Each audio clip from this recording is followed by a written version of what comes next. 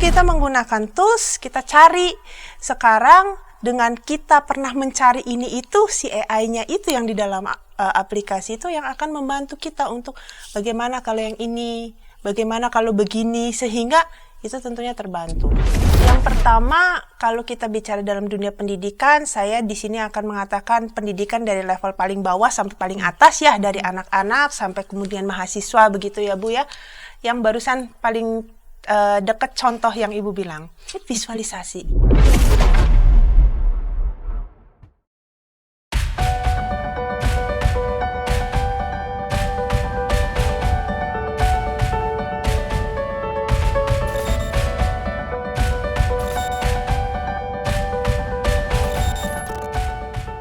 Sahabat, jumpa kembali dalam program Krida Bagimu Negeri. Program Krida Bagimu Negeri ini mempercakapkan beberapa hal yang sedang mengemuka di tengah masyarakat dan mendiskusikannya, membincangnya dalam berbagai perspektif keilmuan seperti kesehatan, ekonomi, psikologi, sosial, dan lainnya, dan tentu saja dalam perspektif iman Kristen.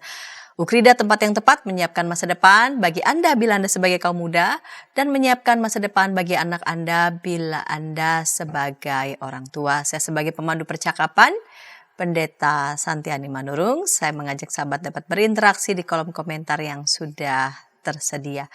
Sahabat, dalam episode kali ini di program Krida Bagimu Negeri, kita hendak membincang satu topik yang memang lagi rame ini, dan kita akan melihat bagaimana perkembangannya di masa kini dan bagaimana perkembangan itu juga di masa yang akan datang, yaitu kita mau membincang penggunaan kecerdasan buatan atau biasa kita sebut dengan artificial intelligence dalam dunia pendidikan.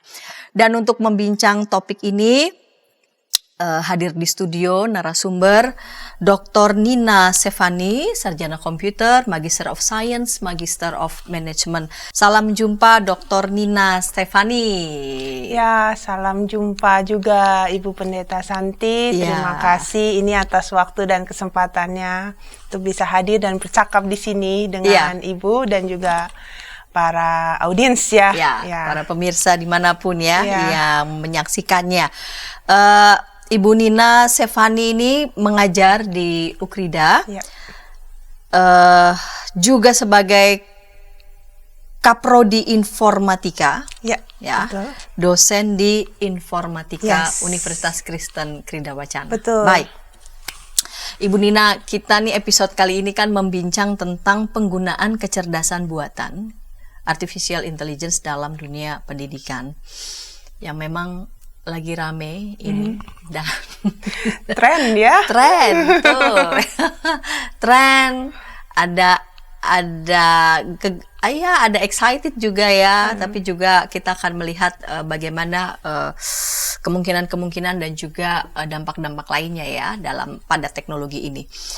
Ibu Nina, bisakah menjelaskan di segmen pertama ini tentang bagaimana perkembangan artificial intelligence nih secara umum lah. Baik, ya kalau kita bicara AI itu memang sekarang ini sudah jadi tren ya, di mana-mana semua generasi itu semua bilang AI seperti itu. Itu tidak bisa dipungkiri karena memang ya saat ini teknologi sudah masuk ke segala macam bidang seperti itu ya Bu ya.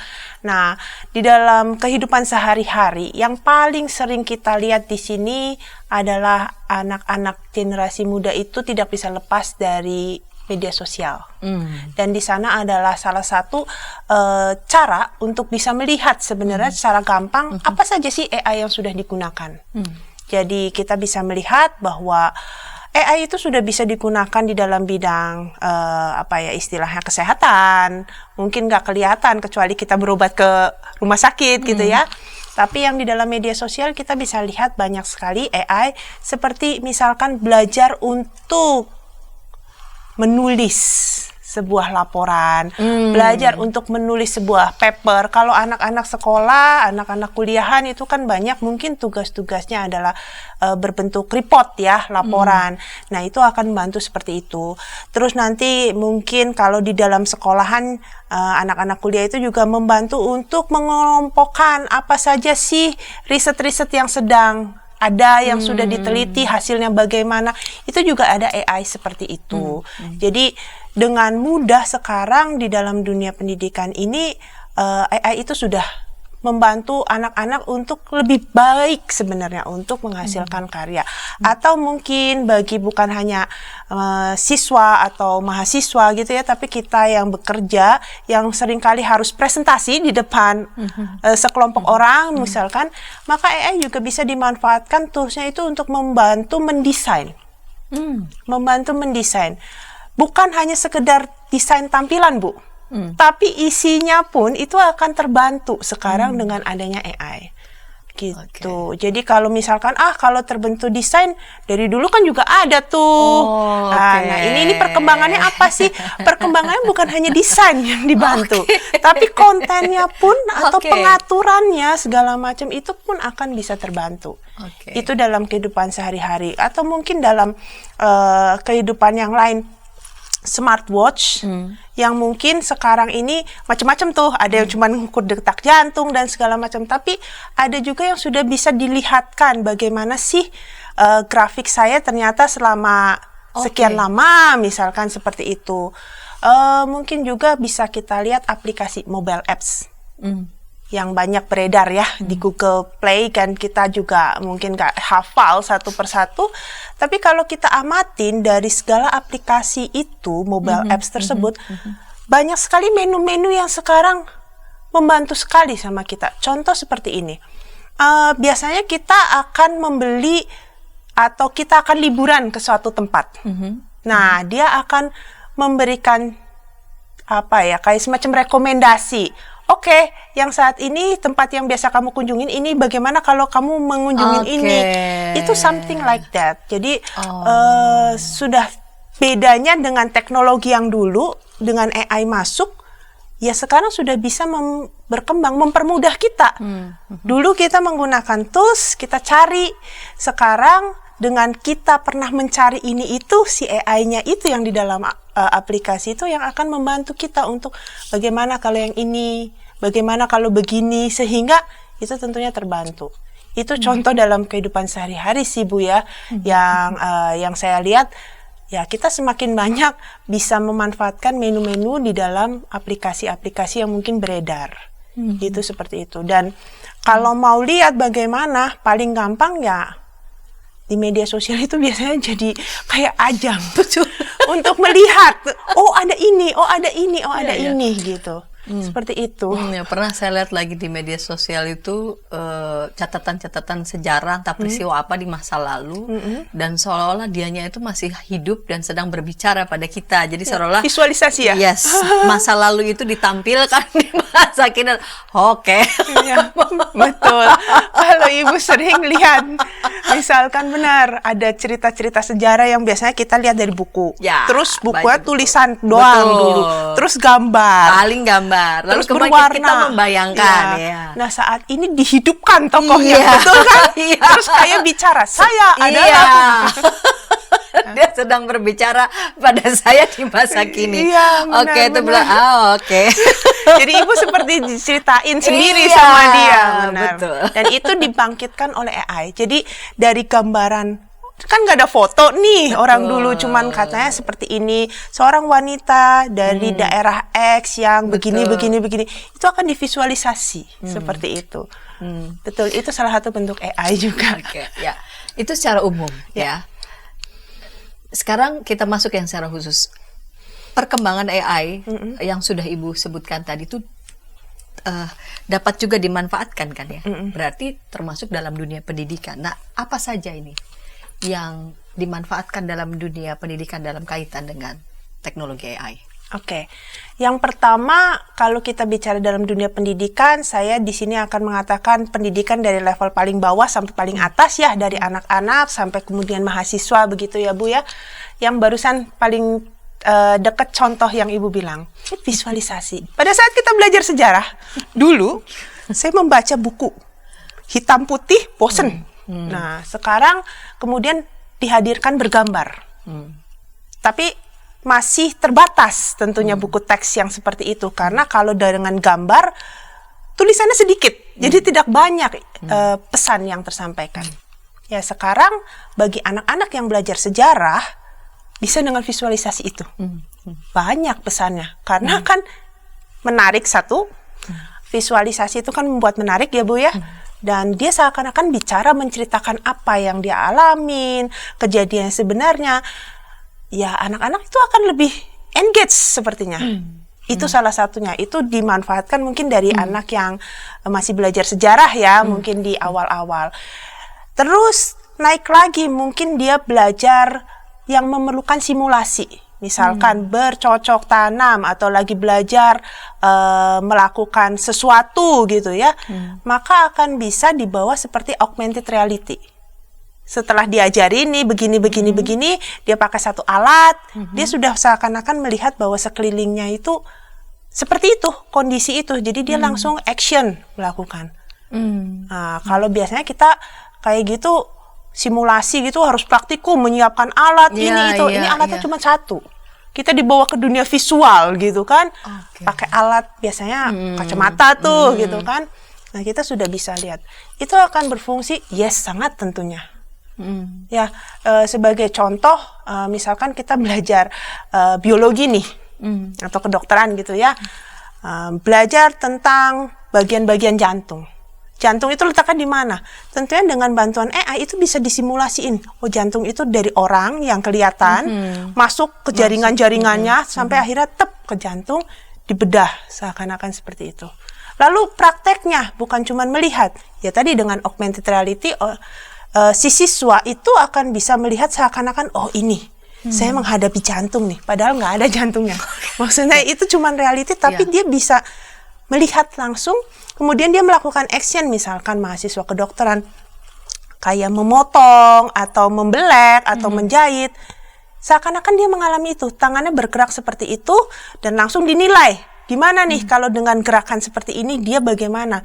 Oh, ternyata potongannya terlalu dalam, potongan terlalu lebar, atau apa, itu bisa langsung terekam, misalkan seperti itu.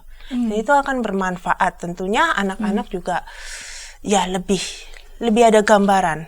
Kalau kita praktikum dengan membawa bahan seperti itu kan tentunya costly ya, dan sekali pakai gitu. Kalau ini kan dengan teknologi dipakai berkali-kali, seperti itu. Terus contohnya kalau saya ini misalkan coding. Coding biasanya kalau dosen menjelaskan atau guru menjelaskan teknologinya ya komputer sama infocus gitu kan, jauh gitu. Kalau sekarang seakan-akan dilihatkan dengan jelas bagaimana codingan itu, misalkan, atau dia dilatih bagaimana computational thinking, biasanya logika, itu menggunakan animasi-animasi yang bergerak, sehingga siswa itu lebih paham, oh konsep logikanya untuk melakukan coding buat masalah ini adalah seperti ini loh. Kayak kita belajar tentang mengulangi bicara A, B, C sebanyak 10 kali. Oh, oke, konsepnya seperti itu. Nah, itu akan jauh lebih mudah pada saat kita menyampaikan, kita ya dari sisi yang mau menyampaikan, dan daripada si pesertanya juga akan lebih engage seperti itu, lebih ada gambaran. Dan itu yang kelihatan sih sekarang di dunia pendidikan juga ya, di dunia pendidikan dari anak-anak sampai orang dewasa, semuanya jadi lebih terasa real, seakan-akan seperti itu. Baik, Bu Dina. Bu Dina tadi sudah memberikan gambaran ya perkembangan secara umum, termasuk juga bagaimana teknologi AI itu juga bisa dimanfaatkan dalam dunia pendidikan. Nah, kita nanti akan mengulas saya akan mengajak untuk sedikit ke belakang gitu ya, sedikit ke belakang. Persisnya kapan ya itu mulai muncul, dan awal-awalnya itu dalam bentuk apa, dan sesungguhnya teknologi AI ini apa sih sebetulnya, begitu ya. Nanti kita akan ulas itu segmen kedua, namun sebelumnya kita dengarkan pesan-pesan berikut ini.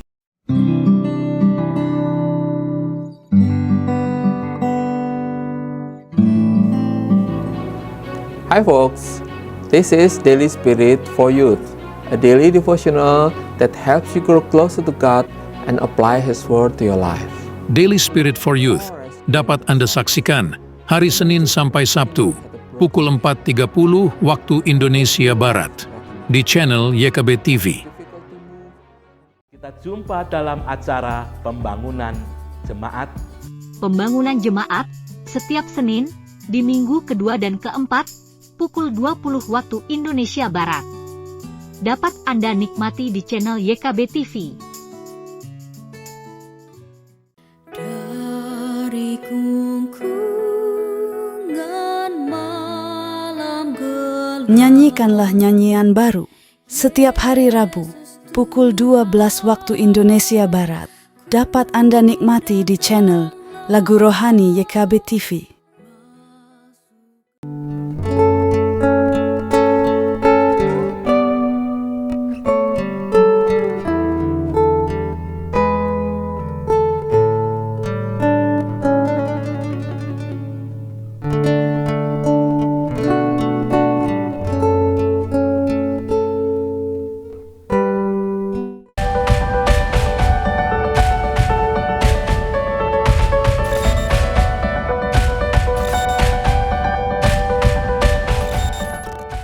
Sahabat YKB, senang masih bersama dengan kami dalam program Krida Bagimu Negeri. Sahabat, pada episode kali ini, program Krida Bagimu Negeri membincang tentang penggunaan kecerdasan buatan yang kita biasa sebut dengar artificial intelligence secara khusus dalam dunia pendidikan. Di segmen yang pertama dengan narasumber Dr. Nina Sevani, Sarjana Komputer, Magister of Science, Magister of Management, telah memberikan penjelasan mengenai perkembangan AI secara umum dan secara khusus bagaimana teknologi AI itu dimanfaatkan juga dalam dunia pendidikan.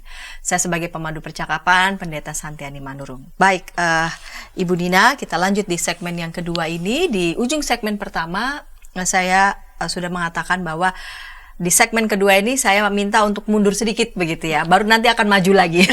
Mundur sedikit untuk meminta penjelasan dari Ibu awal mula begitu ya, muncul AI ini dalam bentuk apa ya, lalu kemudian AI ini sebenarnya apa ya definisinya, lalu kemudian kerjanya itu sebenarnya seperti apa sih begitu. Oke, baik. Jadi kalau saya bicara mundur sedikit, kalau kita bicara kapan sih AI itu muncul, itu sebenarnya nggak jauh-jauh dari kapan sih teknologi seperti komputer dan lain sebagainya itu mulai timbul.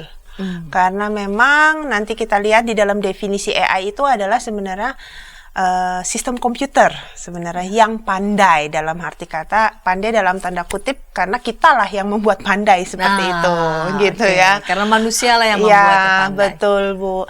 Jadi awal mula itu sebenarnya dari komputer yang kemudian diprogram atau ada sebuah program komputer yang kemudian bisa digunakan untuk membedakan atau kayak kita berinteraksi sama orang, tapi ini interaksinya sama komputer. Jadi mencoba meniru bagaimana manusia itu bisa bersikap, berpikir, bertindak atau mengambil kesimpulan, mengambil keputusan gitu ya, menjawab. Meniru itu, kemudian codingan itu yang dimasukkan ke dalam komputer sehingga komputer itu nanti akan bisa berpura-pura seperti ya saya sedang berbicara dengan manusia. Mungkin salah satu yang menjadi sering kalau kita jumpai di dalam pembahasan tentang AI itu Turing mesin namanya. Nah, Alan Turing gitu ya, Turing mesin itu yang kemudian menurut saya salah satu yang cikal bakalnya, oh ini loh adanya AI. Jadi bukan hanya komputer, tapi komputer ini bisa pandai karena tadi bisa berpikir, bertindak atau bersikap terus secara seperti kita, secara orang. Dan berarti kalau orang ini kan rasional ya. Bisa ada ini makanya begini. Kita kan bisa berargumen itu dengan dasar. Nah, komputernya itu bisa mulai seperti itu. Itu mesin Turing tuh. Nah, semenjak itu ya macam-macam karena kan kecerdasan manusia kan juga bertambah. Nah, itu yang kemudian mulai satu persatu diimplementasikan tuh ke dalam program-program codingan gitu ya. Nah, codingannya ini diimplementasikan ke mesin. Jadilah macam-macam bentuk AI seperti yang sudah kita bahas tadi. Seperti AI dalam bidang kesehatan, misalkan bisa memprediksi, mendeteksi apakah kamu atau pasien ini sakit atau tidak, sakit tertentu. Di dalam bidang virtual reality tadi, augmented reality, bagaimana kita disimulasikan. Jadi AI itu menerjemahkan. Oke lah, orang ini perempuan dari mana yang tadi bentuknya kira-kira kayak apa visualnya. Tentunya kalau sudah dibilang perempuan, nggak mungkin divisualkan laki. Nah, berarti kan dia pintar sudah. Itu kan salah satu contoh dari kepintaran. Misalkan perempuan berusia sekian. Misalkan berusia di bawah 10 tahun kan nggak mungkin kita dewasa bentukannya. Tiba-tiba wajahnya tua. Iya, gitu kan nggak mungkin. Berarti kan dia sudah bisa menerjemahkan usia itu ke seperti apa loh penampilan anak umur 8 tahun misalkan seperti itu. Yang tentunya berbeda dengan dia adalah seorang perempuan berusia 60 tahun. Tentunya beda. Gitu. Kalau kita dokter muka sekarang bilang semua kerutannya nggak ada kalau anaknya 8 tahun begitu kan. Dan AI itu bisa membuat kerutannya memang nggak ada glowing katanya. Kalau yang 60 mungkin lebih sedikit ada berkerut, itu yang tidak bisa. Itu kan pintar ya Bu ya. Itu salah satu contohnya perkembangan berikutnya nih. Tapi awal muasalnya ya dari Turing mesin. Jadi bersikap, berpikir, bertindak secara rasional, secara seperti orang lah gitu. Terus berkembang sekarang seperti ini. Dan saat ini kan kita sudah masuk ke dalam era generatif AI ya. Makanya yang tadi bisa menampilkan nih dari deskripsi seorang perempuan berusia sekian. Kayak gini loh gambarannya. Seorang perempuan dari kerajaan di Jawa di Indonesia kan nggak mungkin dia pakai baju Victoria, zaman Victoria. Nggak mungkin dong ya. Pastikan dia pakai baju visualnya sudah seperti itu gitu. Nah, kurang lebih kayak gitu ya. Karena pada dasarnya kalau kita lihat dari beberapa definisi AI, kata kuncinya adalah AI adalah atau kecerdasan buatan, artificial intelligence atau kecerdasan tiruan kadang-kadang dibilangnya adalah sebuah sistem komputer yang pandai. Jadi pandai ini artinya dia bisa berpikir, bisa menganalisa, bisa beradaptasi. Generatif AI ini bisa beradaptasi. Nanti mungkin kita bisa sedikit berbincang tentang salah satu bentuk generatif AI ya, yang di dalam dunia pendidikan ini harap-harap cemas nih. Ini bagaimana nih sebenarnya baik atau kurang baik nih. Jadi bisa bersikap, berpikir, bisa menganalisa, mengkonstruksi, bisa juga dia berargumentasi, dia juga bisa beradaptasi. Itu seperti layaknya orang, sehingga pada akhirnya si sistem komputer pandai ini bisa menyelesaikan masalah-masalah yang kompleks seperti itu. Itu mungkin keyword-keyword untuk apa sih definisi dari AI? Mungkin kan banyak ya definisinya. Begitu. Berkaitan juga masih ya tetap dengan teknologi AI ini dengan berbagai macam kepintarannya, karena memang manusia yang bisa membuatnya pintar itu ya. Nah, reaksi masyarakat nih kita sejauh amatan Ibu Nina melihat bagaimana tanggapan masyarakat, reaksi masyarakat akan perkembangan AI, memang rasanya dirasa bakal terus ke depan ini. Pasti. Kalau terus ke depan ya. Terus ke depan iya, karena kalau kita amatin dari dulu sejarah manusia juga selalu ke depan, tidak mundur gitu kan. Mungkin mundur, betul. Jadi ya kalau saya sih mengamatin sebenarnya dengan perkembangan AI ini ada banyak isu, bukan cuma di bidang pendidikan karena implementasinya juga banyak kan. Isu ini yang bukan hanya dialami di dunia pendidikan itu antara lain salah satunya adalah isu kekhawatiran, etika ya maksudnya. Kekhawatiran ini bisa menyangkut etika. Contoh kalau di dunia pendidikan, aduh anak gue udah makin kayak robot nih. Kenapa? Ya karena banyak bergaul dengan mesin. Anak kecil kan meniru, ibaratnya kan seperti itu. Mungkin ada kekhawatiran soal itu. Secara etika attitude sehari-hari. Ada juga etika yang begini. Wajar nggak sih, layak nggak sih, etis nggak sih kamu ini yang harusnya kerjaan kamu kerjain sendiri, kamu minta tools ini membantu gitu kan. Ini boleh nggak sih gitu kan. Terus nanti ada isu yang berikutnya adalah isu kekhawatiran lagi soal, aduh saya nanti kehilangan pekerjaan nggak nih, digantiin dengan adanya teknologi yang pintar seperti ini gitu. Terus ada lagi juga isu ini agak sedikit terjadi ya, tapi ya maksudnya berita baru-baru ini bahwa AI itu kan bisa juga dimanfaatkan dalam bidang militer. Nah, bisa membayangkan kan kalau misalkan di dalam militer diciptakan alat bantu perang, soldier yang tidak pernah mati, tapi kuat, terus bisa pintar. Oke, terus bagaimana ini, gitu kan? Terus lalu juga kita juga bisa lihat, berarti kan isu berikutnya adalah kalau memang dia bisa dimanfaatkan ke sana, wisdom ya, kebijakan bagaimana kita meng-create-nya, bagaimana kita menggunakannya. Jadi kita sebagai user juga ada isu tentang ya kebijakan, ada isu juga tentang penciptaan seperti itu. Nah, tren maju ini udah nggak bisa dihindari dong. Ya kan? Jadi ya paling isu-isu itu saya lihat ya kita harus bisa menelaah dampak positif, dampak negatifnya. Gitu aja sih Bu. Jadi supaya sebelum kita menggunakan, kita sudah ada tahu kan manusia pintarnya di situ, bisa menganalisa kenapa nih gitu. Kalau saya pakai alat ini nanti bagaimana, positif negatifnya, karena ya kalau kita nggak bisa pungkiri di dunia ini segala sesuatu pasti ada dua sisi, positif negatif begitu. Jadi maksud saya adalah ya semoga dengan kehadiran AI ini kan kita juga bisa dipacu untuk menjadi lebih pintar, untuk bisa menganalisa tadi sih sisi positifnya. Positifnya udah pasti banyak sih. Anak-anak sekarang bisa duduk diam, tidak bergerak-gerak, begitu dikasih sesuatu yang menyenangkan secara visual. Itu salah satu contohnya. Dan AI sudah terbukti bisa menghadirkan sesuatu visual yang menarik gitu.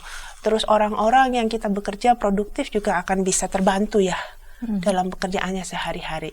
Tapi sisi negatifnya ya tadi, contohnya sebagai contoh aja, penerapan dari sisi militer kan bisa juga. Militer, sebuah sekumpulan.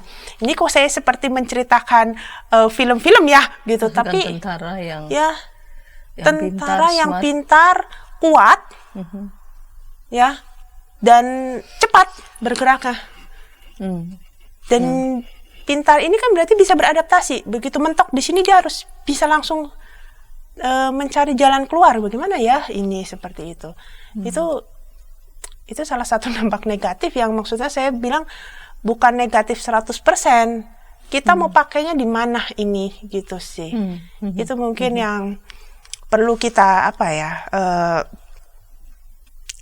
telaah dan sadari bersama ya, bahwa karena kalau kekuatan, kecepatan, kestabilan itu diterapkan di satu hal yang positif, tentunya akan lebih jos lah, lebih produktif, intinya seperti itu mungkin.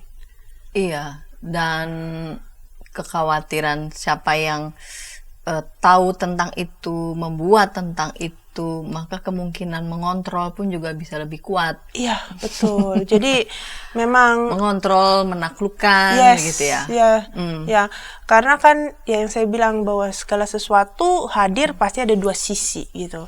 Pada saat ini satu sisinya sudah maju nih, ini sudah perkembangannya begini, sudah bisa kita gunakan untuk ini tuh, jangan lupa nanti ada lagi yang menyusul nih. Ibaratnya kalau kita menciptakan versi 1 akan ada versi 2-nya nih. Teman kita bilang saya punya paling hebat, nggak lama nanti kelompok lain akan bilang saya juga bisa, malah lebih hebat. Itu kan yang terjadi ya. Karena kecenderungan manusia kan selalu kepingin dia mencari dan terus mencari, dia terus mengeksplorasi.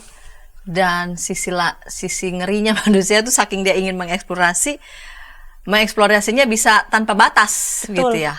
Rasa ingin tahunya itu. Karena kapasitas manusia yang kepingin tahu dan terus ingin merambah begitu ya, lalu kemudian itu dimensi-dimensi etis yang lalu kemudian jadi dipertanyakan gitu ya.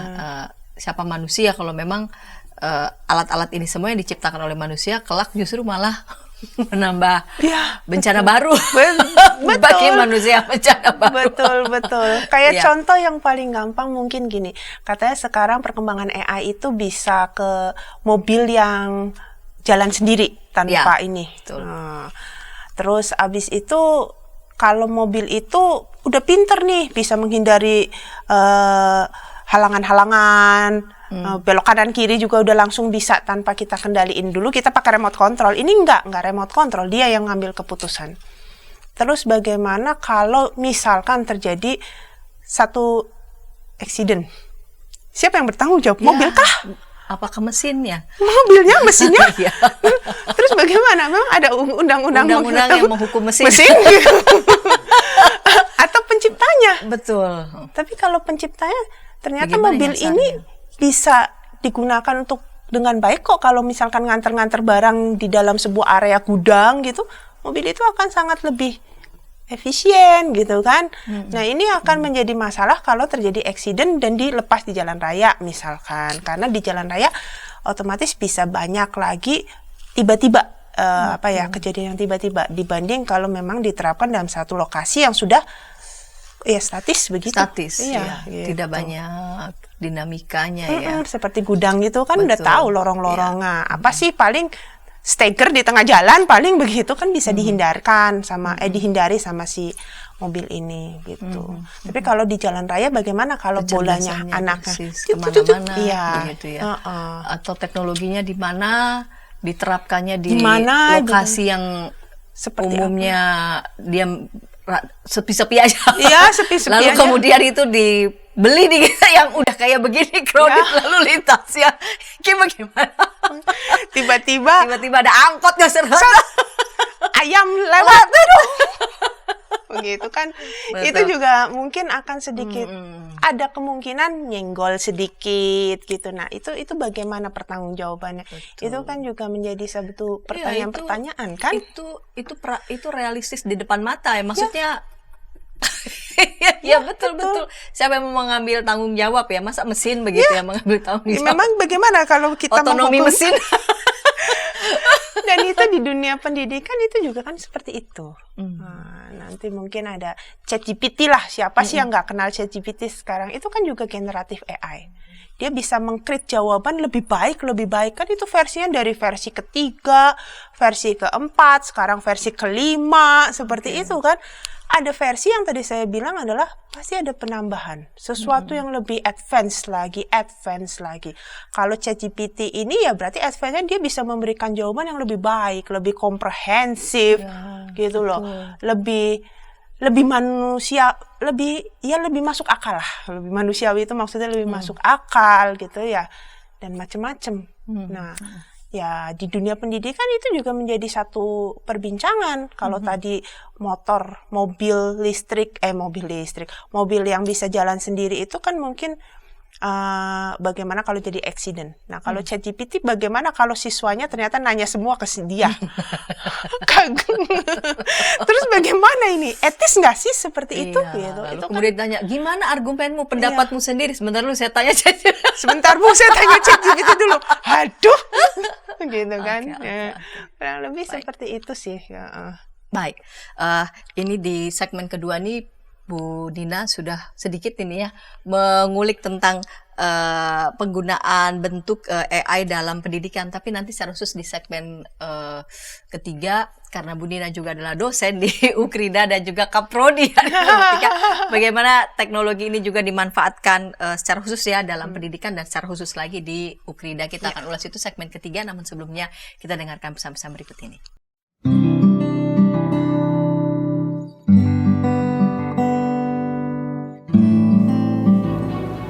Hi folks, this is Daily Spirit for Youth, a daily devotional that helps you grow closer to God and apply His Word to your life. Daily Spirit for Youth dapat Anda saksikan hari Senin sampai Sabtu pukul 4.30 waktu Indonesia Barat di channel YKB TV.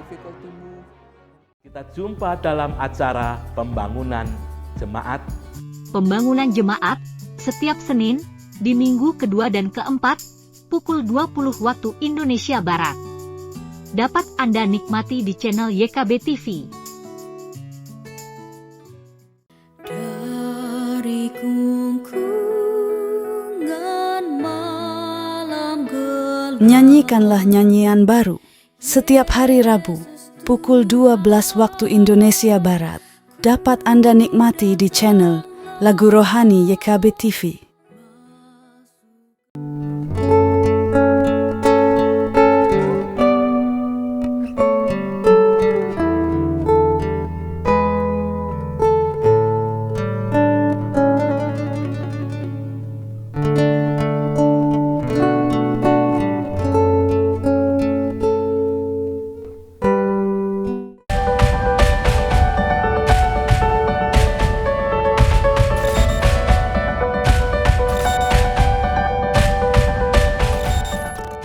Sahabat, senang masih bersama dengan kami dalam program Krida Bagimu Negeri. Pada episode kali ini kita membincang tentang penggunaan kecerdasan buatan dalam dunia pendidikan. Kita memasuki segmen ketiga, segmen penutup bersama dengan narasumber Dr. Nina Stefani, Sarjana Komputer, Magister of Science, Magister of Management, sebagai Kaprodi Informatika dan juga dosen Informatika di Universitas Kristen Krida Wacana.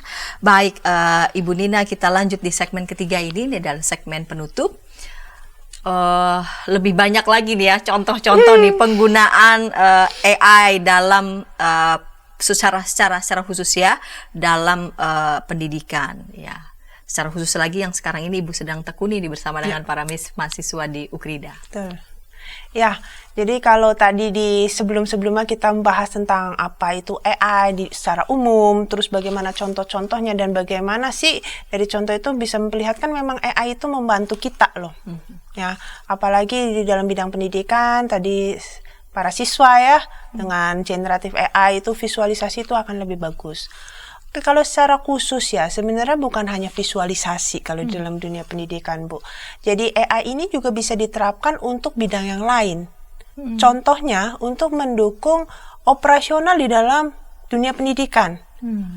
Misalkan cara plotting, kalau di kita kan di universitas gitu ya, pasti kan penggunaan kelasnya bersama, dosennya ada macam-macam. Nah, itu bagaimana plotting. Administratif plotting ruangan ini dipakai untuk siapa, kelas apa, jam berapa gitu ya. Terus atau mungkin mencari kesesuaian antara si dosen ini dengan mata kuliah apa yang diajar. Gitu. Jadi AI ini bukan berarti cuman buat nyimpen, cuman buat ngatur. Yang ngatur kan AI, kita supply informasi. Saya punya sekian ruangan, saya butuh untuk menjalankan sekian kelas, kapasitasnya gini, bagaimana AI mengatur? Kalau dulu kan kita mengatur sendiri, terus kita simpen. Nah, itu bukan AI. AI ini yang nanti akan membantu. Kita hanya supply informasi ini, tolong bantuin dong, gimana dong cara plottingnya? Nah, nanti dia yang akan membantu. Itu dalam operasional. Terus dalam sisi penilaian. Jadi kalau tadi anak udah belajar visualisasi, harusnya lebih nangkep nih. Kita tentu harus tes dong. Tesnya, assessmentnya bagaimana? Assessmentnya kalau dulu itu 1 kali assessment. Nih, soal kamu kerjain, selesai, dinilai. Dah, yang nilai gurunya. Nah, sekarang teknologi membantu untuk teknologi AI ya membantu untuk proses assessment itu dilakukan otomatis dan personalized. Jadi misalkan, anaknya sudah ngerjain soal, terus jawabannya, si AI ini akan membantu si guru itu menangkap insight-nya jawaban anak. Anak ini ternyata bermasalah kalau bagian ini, tapi dia kuat di bagian ini. Tapi siswa yang lain beda gitu. Nah, dulu sebelum ada AI, hal itu bisa dilakukan tapi makan waktu sekali dan sulit. Karena satu-satu ya, guru harus mengamatin. Kalau ini kan dia sudah membantu, AI-nya membantu mengelompokkan. Jadi nanti reporting ke gurunya. Guru di dalam satu kelas ini ada 20 siswa misalkan, ternyata mayoritas itu memang kuat di bagian ini, atau mayoritas mereka sudah menguasai tentang skill ini nih. Tapi mayoritas lemah di skill ini. Dari situ kan gurunya akan tahu, oh berarti ada sesuatu yang belum tercapai dengan baik nih di dalam kelas saya untuk bagian ini. Dari situ kan kita bisa akan ambil tindakan yang lebih tepat. Bahkan mungkin bisa diperinci satu persatu. 20 siswa. Siswa pertama nilainya sekian. Dia ini ternyata kuat di gini. Akan memberikan bantuan seperti itu. Sehingga nanti kita bisa memberikan pendekatan yang sedikit berbeda satu siswa dengan siswa yang lainnya. Itu juga bisa dilakukan. Nah, bicara soal ujian. Dulu kalau ujian kita tertulis gitu ya, pakai pensil, kertas, bolpen di satu ruangan. Kemudian ujian praktikum pakai komputer atau bagaimana ujiannya komputer, best, tetap satu ruangan. Nah, apalagi kemarin pandemi, semua di rumah. Ujiannya bagaimana coba, gitu kan? Nah, ya ujian kan harusnya ada pengawas supaya menjamin fairness-nya segala macam. Kan kita mau menilai dia sudah menguasai seberapa jauh tuh, gitu kan? Oke, bagaimana kalau di rumah masing-masing? Nah, kita sekarang dengan bantuan AI itu ada e-proctoring. E-proctoring itu seperti bantuan untuk melihat apakah siswa ini melakukan kecurangan. Dia menangkap.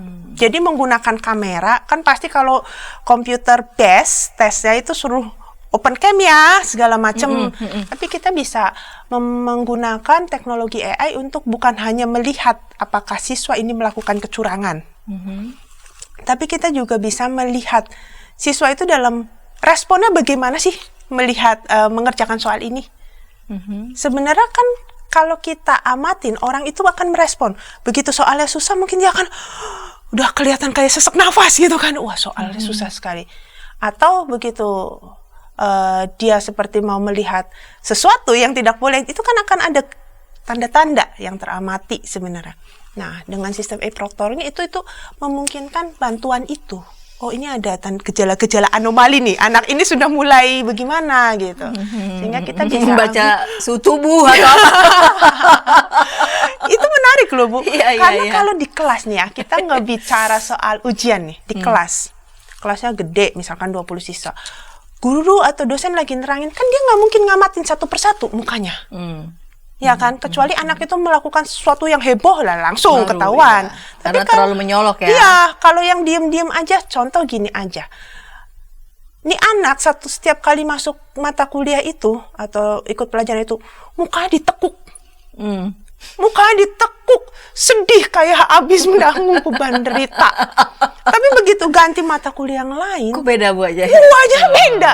Nah, itu kadang-kadang kan tidak teramati.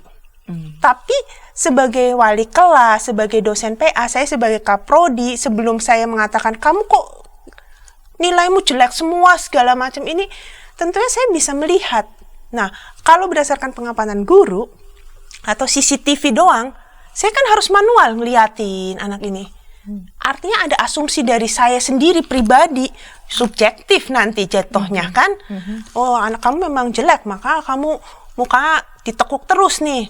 Tapi kalau dengan sistem AI, dari CCTV itu teramatin waktu demi waktu, bagaimana ekspresinya, itu nanti akan bisa kelihatan. Oh, tampak anak itu dari sesi kedua sampai sesi terakhir, anak itu setiap kali mata kuliah ini sedih tampaknya. Seperti mau nangis tapi nggak nangis, seperti mau muntah tapi nggak muntah gitu kan. Tapi kalau di mata kuliah lain enggak. Nah, itu akan teramatin sendiri tanpa kita yang manual. Jadi tidak ada subjektif kan.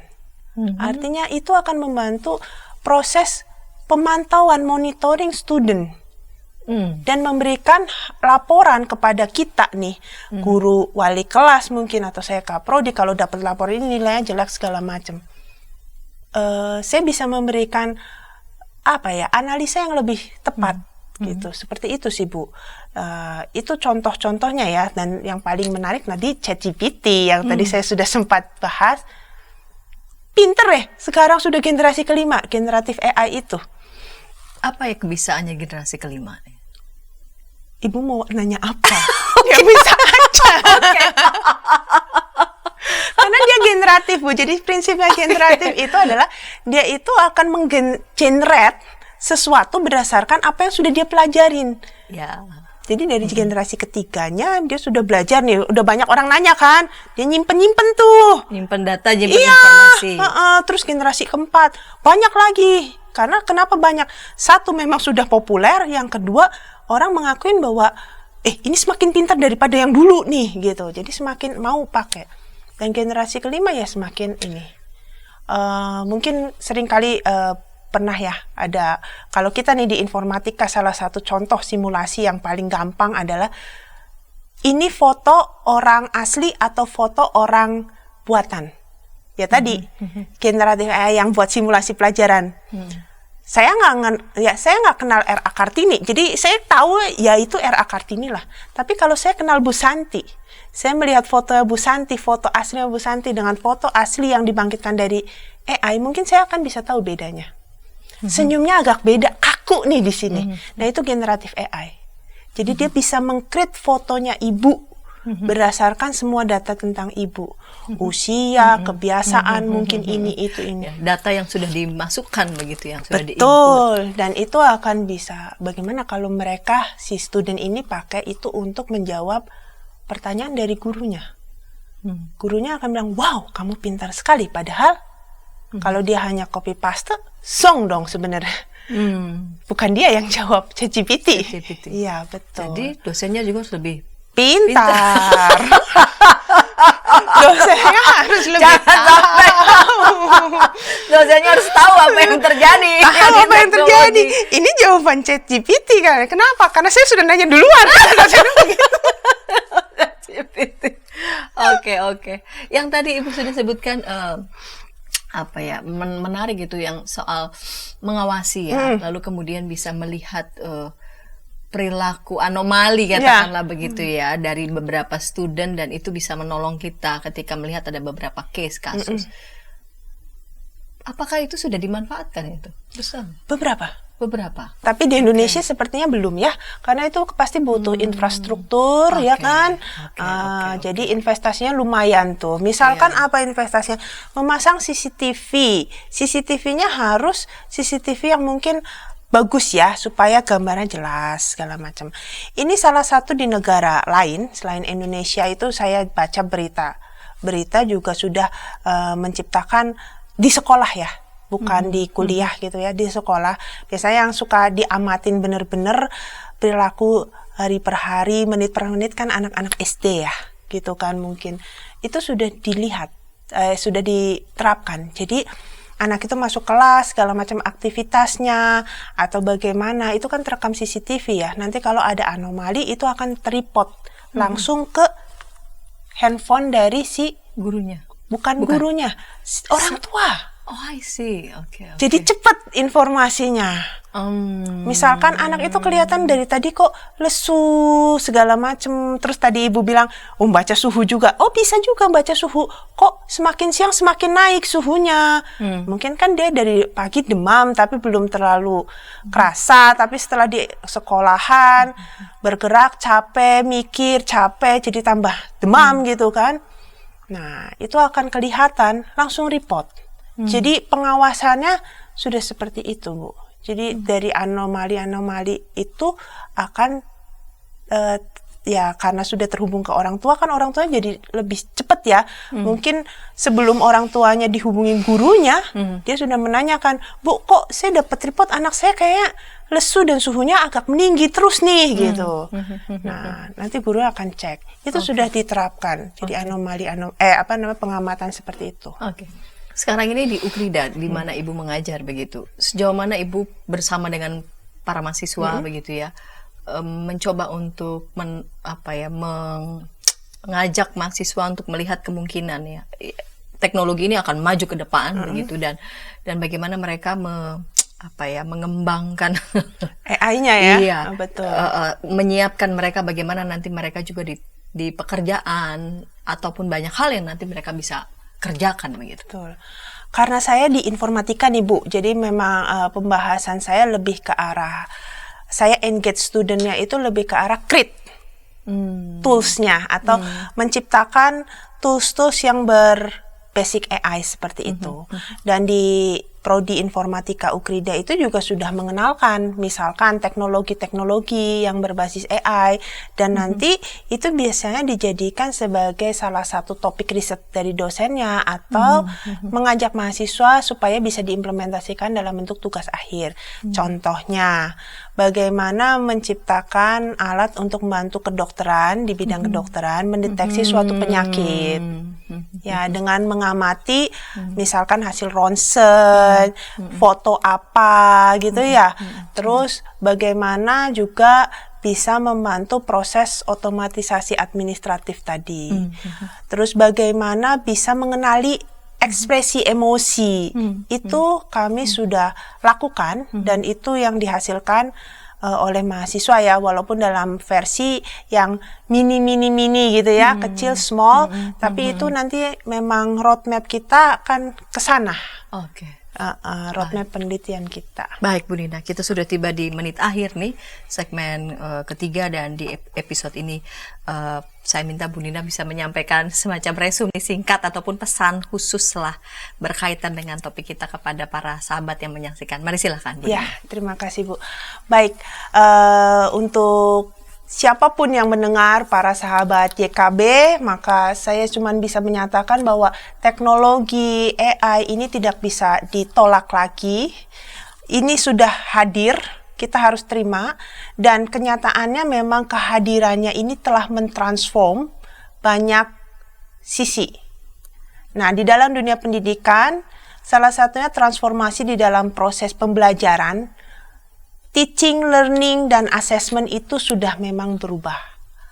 Jadi kita nggak bisa tolak itu, yang kita bisa lakukan adalah kita pahami betul bahwa ini is a tools, kita yang create gitu ya.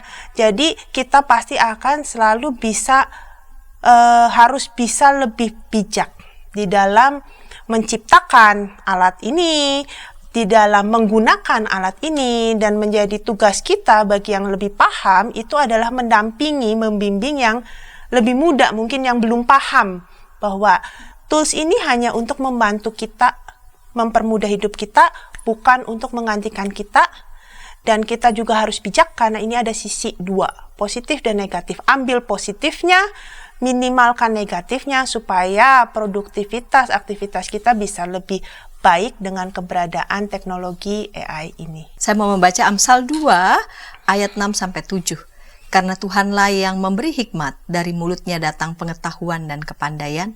Ia menyediakan bahan pertimbangan bagi orang yang jujur, menjadi perisai bagi orang yang tidak bercela hidupnya. Sebagaimana yang tadi kita sudah simak ya, saksikan perkembangan teknologi yang tidak mungkin kita dapat bendung, apalagi kita suruh mundur ke belakang ya, ini akan tetap maju. Namun penting, sebagaimana catatan dari tadi Ibu Nina juga mengatakan diperlukan sungguh-sungguh wisdom, dan dalam hal ini penulis kitab Amsal mengatakan karena Tuhanlah yang memberi hikmat, ya, dari mulutnya datang pengetahuan dan kepandaian. Ketika kita melihat bahwa beberapa teknologi sejauh itu menjadi sarana untuk mencapai tujuan untuk menolong manusia dan tetap menolong manusia untuk tetap berada di track yang benar begitu ya, dan juga menjaga kestabilan, keseimbangan lingkungan hidup, maka teknologi ini akan sungguh-sungguh dapat menolong kita. Ia menyediakan bahan pertimbangan bagi orang yang jujur, menjadi perisai bagi orang yang tidak bercela hidupnya. Dimanapun para pemirsa berada, mungkin juga mengenal ada anak ataupun kerabat yang memang senang ya untuk selalu mencari tahu, menciptakan teknologi yang makin hari makin canggih, maka yang perlu harus diperhatikan adalah hikmat yang datangnya dari Tuhan, sehingga dengan demikian eksplorasi ilmu pengetahuannya itu sungguh-sungguh mendatangkan kebaikan bagi manusia dan juga bagi seluruh makhluk. Terima kasih untuk Dr. Nina yang sudah di episode kali ini ya menyampaikan topik tentang penggunaan kecerdasan buatan dalam dunia pendidikan dengan begitu menarik. Kita akan jumpa di pekan yang akan datang dengan topik-topik menarik lainnya dalam program Krida Bagimu Negeri. Sampai jumpa.